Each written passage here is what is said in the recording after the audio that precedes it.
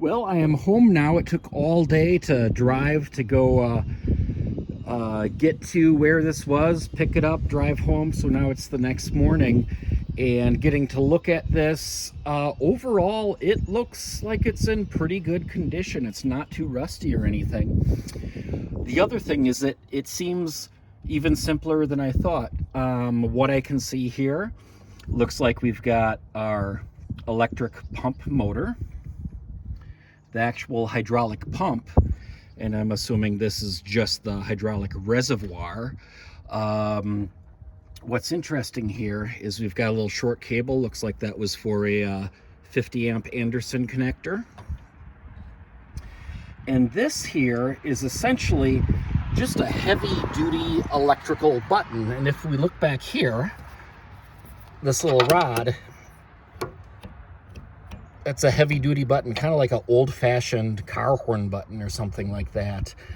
And this rod can go two different directions. If this was set up, this would have, it looks like a rod with a handle connected to here. So if you pulled it, it would press that button. But if you pushed it, this rod here has a spring on it, and the other end goes to the pump control. So it looks like basically this button turns on the pump, but then if you push this, it's just like a typical hydraulic jack where you let the fluid back out. So essentially this is power up and then gravity feed back down.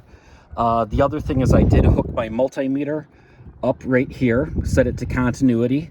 I pressed that button and it did beep. I did get electrical continuity when pressing that. So that's a great sign to start with. I will say this has the negative through a ground connection. I don't love that, but what you're gonna do.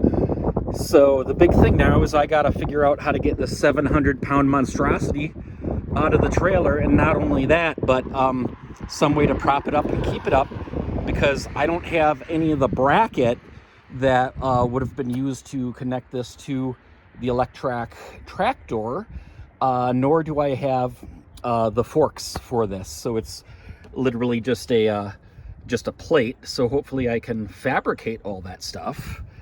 But it's pretty cool. It's a really, really neat accessory for these 1970s electric lawn tractors.